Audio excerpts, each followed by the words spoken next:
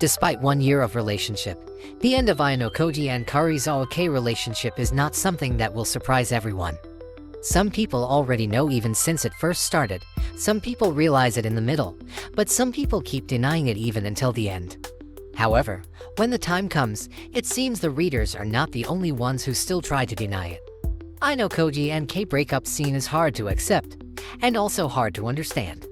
There are a lot of lines that raise a question, which makes us wonder what Ayanokoji actually feels. However, the breakup is real, and that single chapter already explains everything. So, let's take a look at it one by one.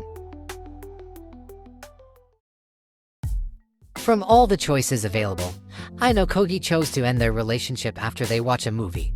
Ayanokoji probably already made the decision ever since Volume 11 second year arc, where Kei told him there was a movie that she wanted to see.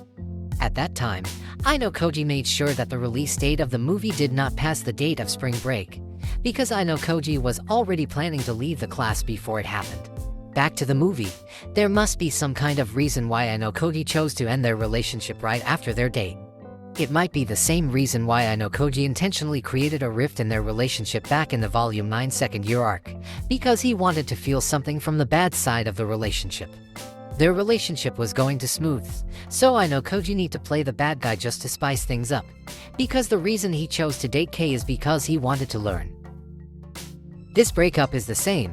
Ayanokoji was hoping the contrast between the date and the breakup would trigger something inside him, and that's why he agreed to go with Kei for one last date.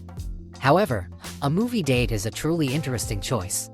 This might be a callback to Volume 7 first year arc, where Ayanokoji and Sato have a double date with Hirata and Kei. They were watching a movie for their first date, and watching a movie on their last one. During their date, there are a few moments where Ayanokoji questioning why watching a movie together became some kind of ritual for a couple. While watching a movie, 99% of their attention will focus on the movie, while the couple barely interacts with each other.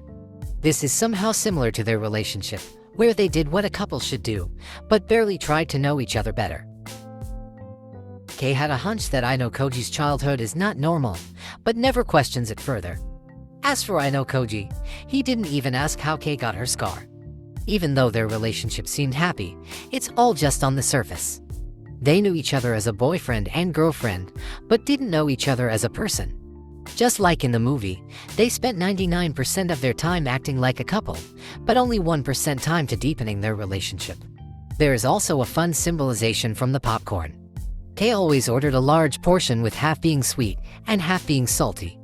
Kei will eat the sweet part and give the salty part to Ayanokoji. Just like their relationship, they just take their own part, but don't try to share their taste with each other. However, if there was some leftover popcorn, they will take it home and eat it while watching TV together. I guess that leftover is the only thing that they could share with each other.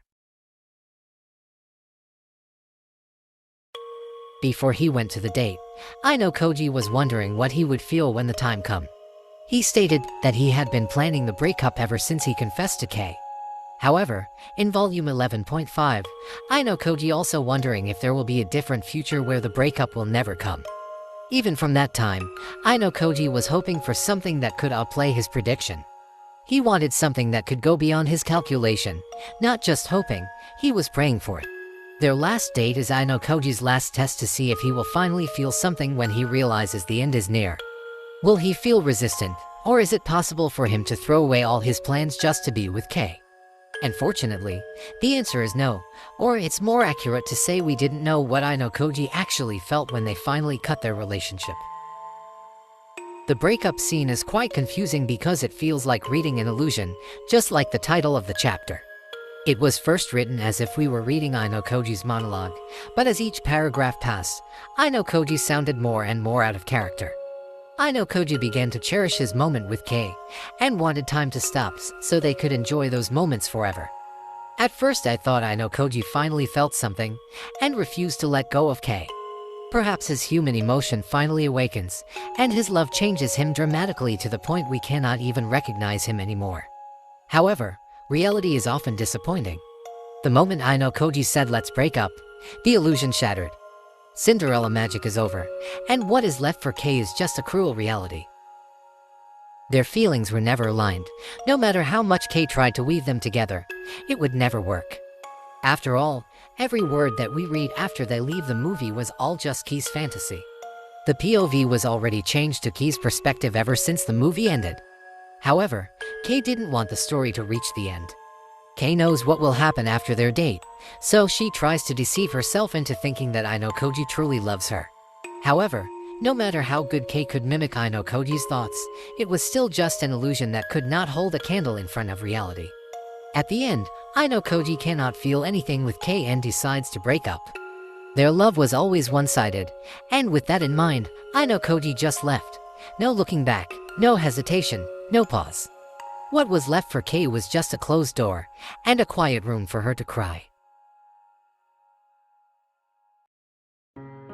The last chapter of the textbook of love was full of denial. Kei knows that Ayanokoji never actually loved her, and yet she keeps trying to hold on to the last string of hope.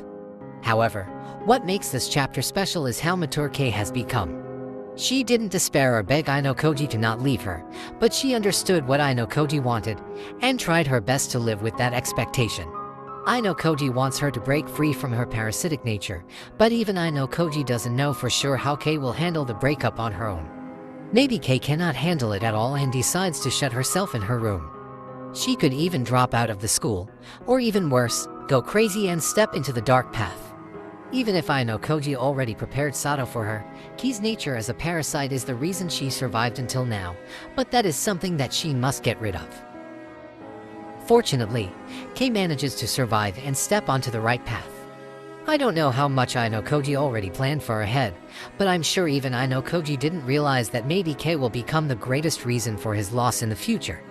What I found really interesting in their breakup is the fact that Kei could understand what Ayanokoji actually hiding to a certain level.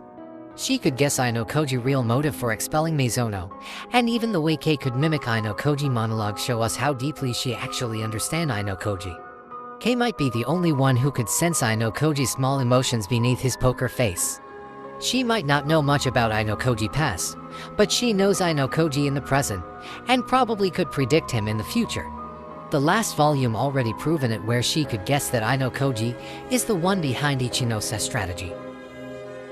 Their breakup is the turning point, and it will greatly decide the outcome of this series.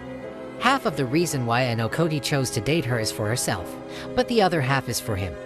Let's just say Ayanokoji already won the bet, because Karuizawa Kei has now become one of the indispensable members of the class and one of Horikita's pillar supports. The last conversation between her and Horikita in Volume 1 third-year arc was the first path for that future. Not only could they heal each other, but it was also a form of Kei saying goodbye for last time to Ayanokoji. Saying goodbye is really important because it symbolizes acceptance and maturity. No matter how sad or how much regret she had, this relationship is just one part of her life that she will cherish before starting another chapter in her life. However, before she starts the new chapter outside the school, she is partially responsible to put an end to Ayanokoji's chapter of love. Just like what she said to Horikita, she wanted to make Ayanokoji regret leaving her as her form of revenge.